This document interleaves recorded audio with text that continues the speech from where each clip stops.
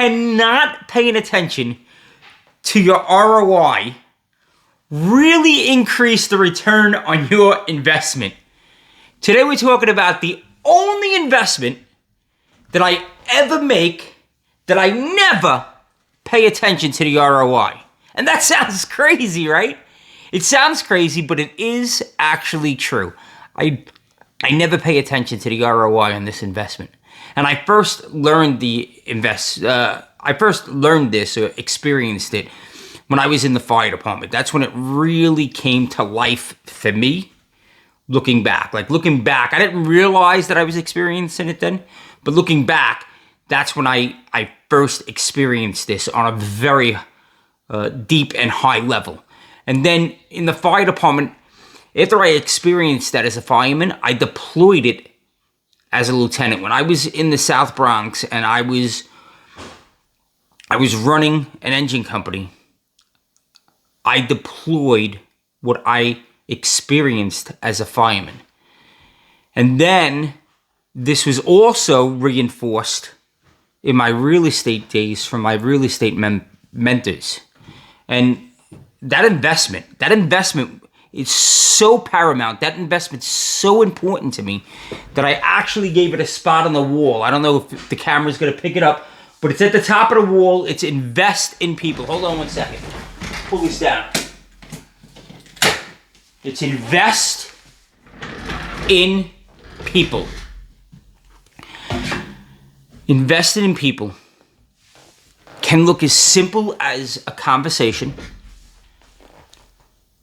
maybe at a real estate meetup, maybe on the line at the grocery store. It could be just a simple conversation, just a simple one-liner. Or it could be as complex as what I experienced in the fire department. And as I deployed this in my life, my life just changed. My life became better. It actually became more fulfilled. And again, I didn't realize that then. It's not until I looked back and I connected all the dots that I said, you know what? I did feel different. I did feel more fulfilled. And I think that's the true ROI, is the fulfillment. You gain fulfillment. You gain the fulfillment in gaining that you know that you helped someone. There's no better rush in life, at least for me. There's no better rush. There's no better adrenaline spike, right? Like, I chase adrenaline. I'm an adrenaline junkie. I love adrenaline. There's no better adrenaline spike. There's dopamine hit. Call it what you will. But there's nothing better than seeing the light go off for somebody.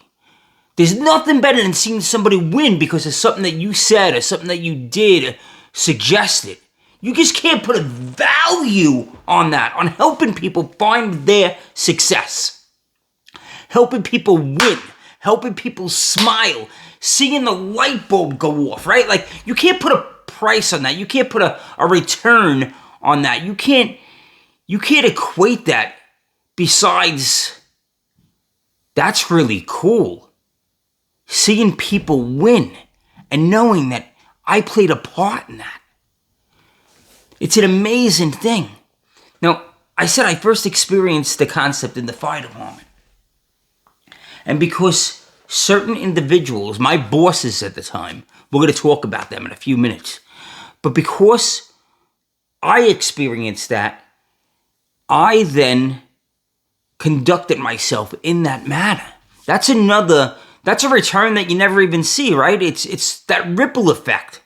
I went to the South Bronx. I ran my own company. Again, it wasn't my company, right? But I ran a company, and I started investing in my men because people invested in me. It's what I knew.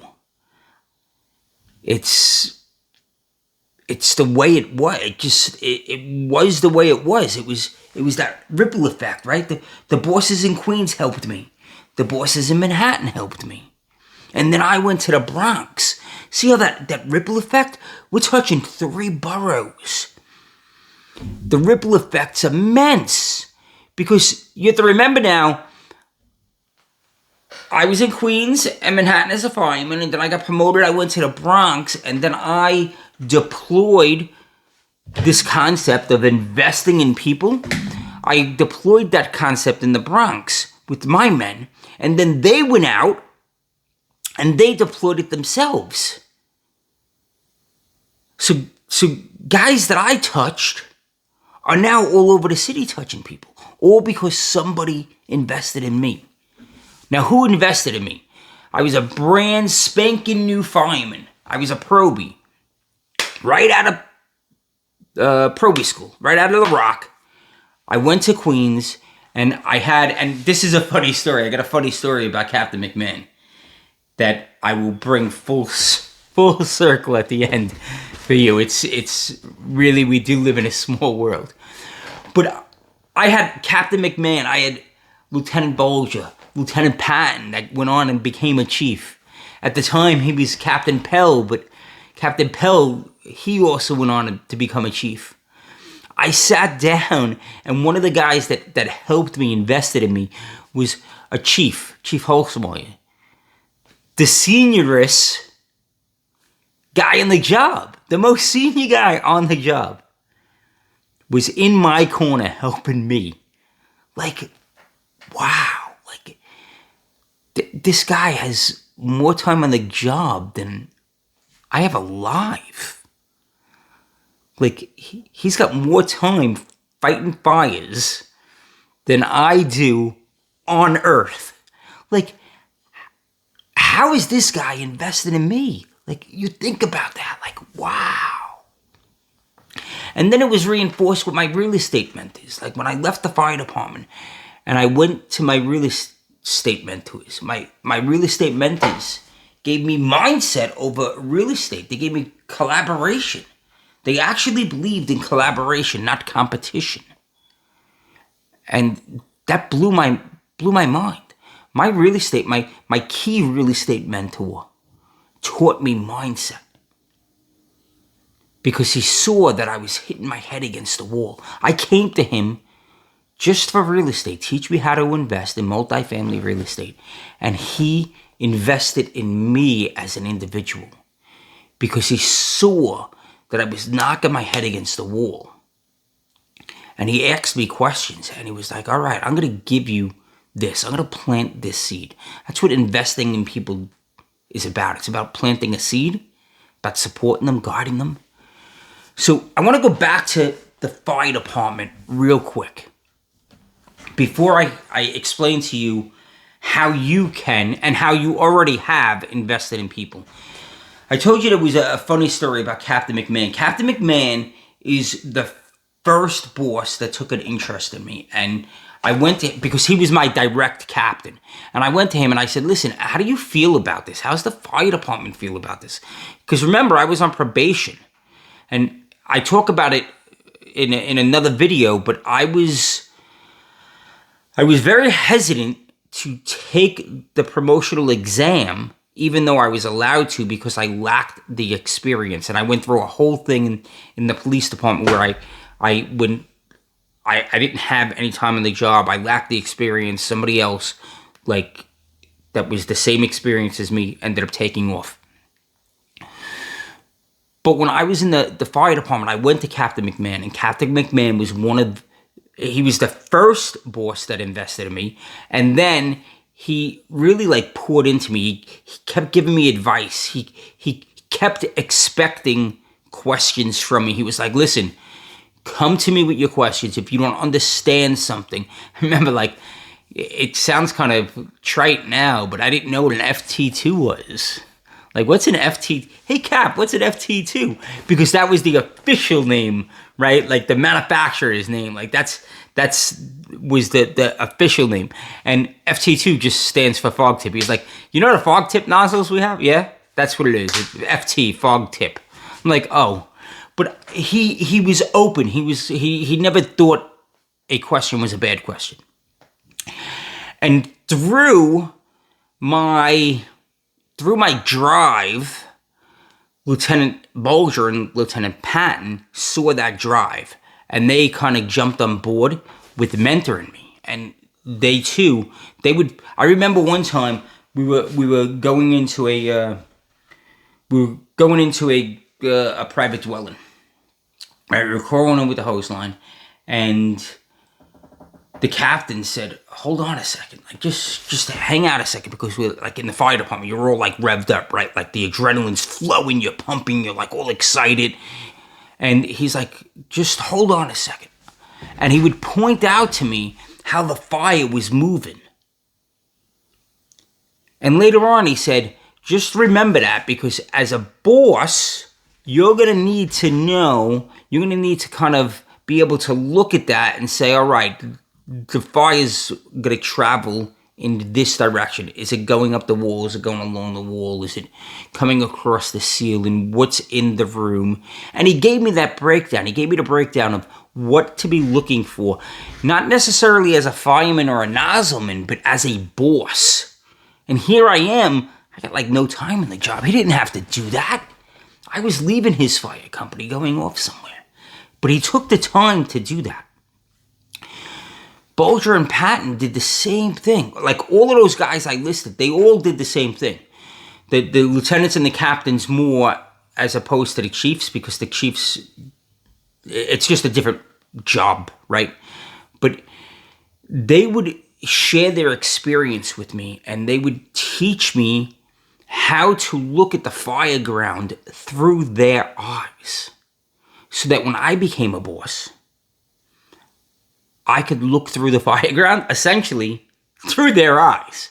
Like, a lot of times I would think, what would, and then fill in one of those guys' names, what would they do? So how do you actually invest in people? What does that look like? First, you guys invest in people all the time. You may not realize it, you may not equate it, but you invest in people all the time, especially parents. Parents invest in their kids all the time. It's no different with what you do with your kids to what you can do out there in the world, right? With your kids, I'm going to say this, but I have two of my own. With your kids, you show patience, right? You don't fly off the handle with them. You physically teach them. You coach them. You get them thinking more broadly than what they see. A lot of times, especially when I was in the fire department, you got guys that are in the weeds. They're constantly doing the work. And they don't really see everything they're doing. Because when you're on the front lines, when you're in the trench of warfare, you can't see the entire battlefield. When you're physically in the forest, all you see is trees. You don't see the forest. You don't see other things going on. You don't put one and one together because you're in the moment. So as a boss, you start pointing out things that guys are doing. Oh, you did a really good job talking to that probie. You ever think about becoming a boss? What? Me? A boss? Yeah. You got a really good demeanor about you. You're very calm. Bosses, there are two types of bosses. Bosses that are very calm, and then bosses that just get very excited.